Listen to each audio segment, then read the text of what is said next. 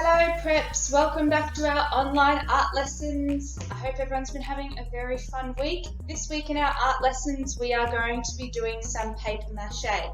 So if you're not allowed to do paper mache in your kitchen or your laundry or maybe outside because it does make a little bit of a mess, and I want everyone to check with a mum, dad or an adult at home if you can make paper mache.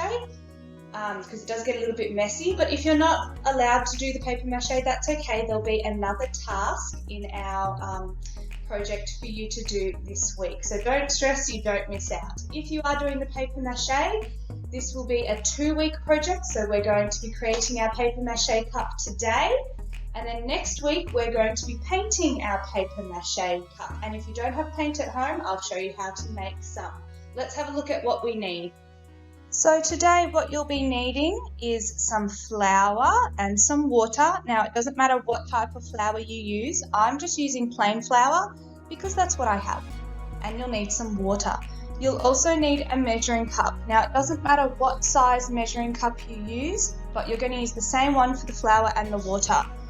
I want everyone to have some bowls ready to go. We need a bowl to mix up our flour and water glue and something to mix it with. And then we also need some extra bowls just in case. You will also need a cup. That is what we are going to be paper macheing around. You can see one that I've already started here. I want everyone to choose a cup that's flexible. So that means we can bend in the sides so that it makes it easier to get our paper mache out of the cup once we've finished. We want to be able to push in the sides. We'll also need some oil. Here I've got some oil and a bowl and a paintbrush just so that I can paint the outside of my cup to make it easier for the paper mache to come off. And you'll also need some newspaper torn up into about 1 inch thick strips that are about as long as my hand. And I'd like everyone to have a tea towel and a cloth ready to go just in case there is a mess. You can quickly wipe it up. You can quickly wipe your fingers just to minimize the mess we make today. All right, now it's time to get a little bit messy. So I want everyone to grab a nice big bowl ready to go and a measuring cup. I'm using a 1/2 cup measuring cup and I'm going to use this for the flour and the water. So first I'm going to measure out a 1/2 cup of flour. There we go. Pop that in the bowl. Pop that to the side out of the way. And 1/2 cup of water. Now you can use PVA glue if you do have it at home, but I understand not all of us will have glue at home, and plain flour and water is the traditional way to make paper mache, so that's the way we're going to do it. Now I want you to keep mixing up your glue mixture until it kind of looks like pancake batter. Kind of looks like we could just put it straight into the fry pan, but we won't because it would not taste very good. Remember, it is just flour and water and it will dry quite hard. If you do get any on you or on your clothes, it does come right out because it is just flour and water. Alright, so I've mixed that up. I'm going to put the things that I don't need to the side. Alright, pop that to the side for now. Now, I'm going to put down a bit of newspaper so that I limit the mess that I make. Now what we're going to do is we're going to put some oil on the outside of my cup.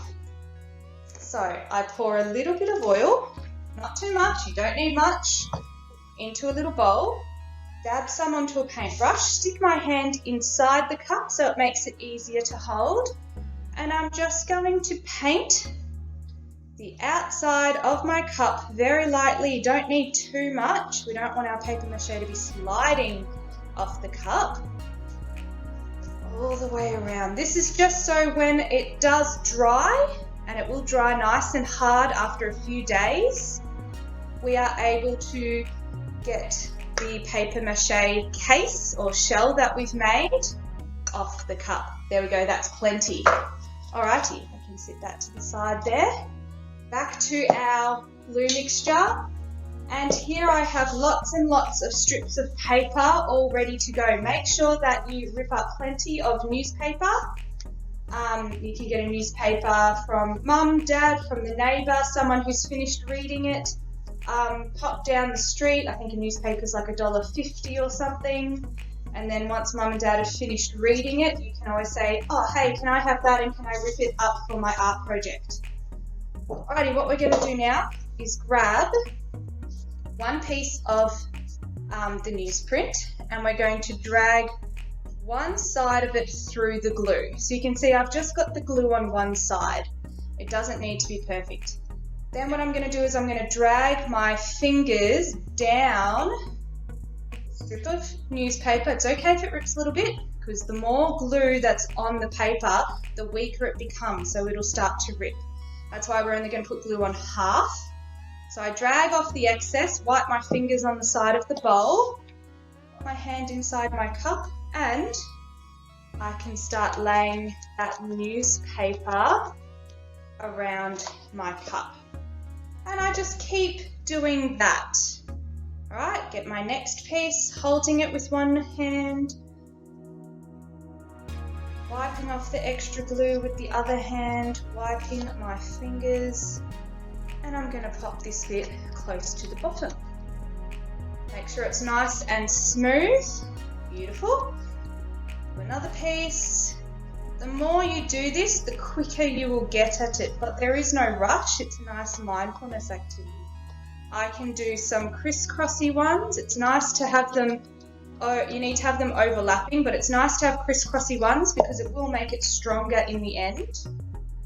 And what we want to do is we want to cover our cup 4 or 5 times around. So you can see I'm doing my first layer and I'm making sure it's all nice and covered.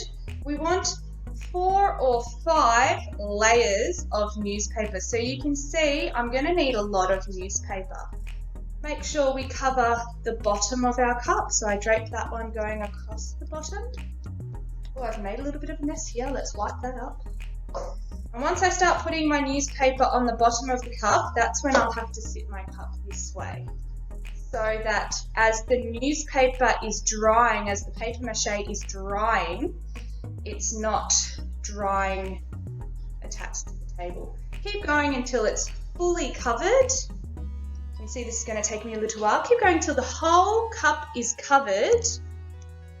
And then what we're going to do, so make sure you keep going around the paper mache 4 or 5 times, all right? If your paper mache starts to get a little bit dry or there's not enough glue, just dip your finger in the glue and slowly rub some of the glue over where it's dry. If your paper mache is too gluey, like my piece here, just grab a bit of newspaper without dipping it in the glue and push that onto your cup so that it absorbs that extra glue.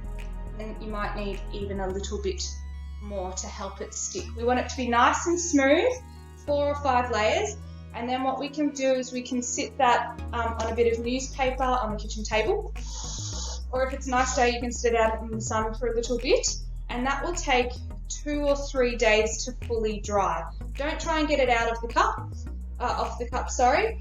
Next week I will show you how to safely remove the paper mache from the cup, and I'll show you how to paint your paper mache cup, and if you don't have any paint at home, I'll show you how to make some. Alright, I hope you've had lots of fun making our paper mache cups while starting them off today. I'll see everyone next week.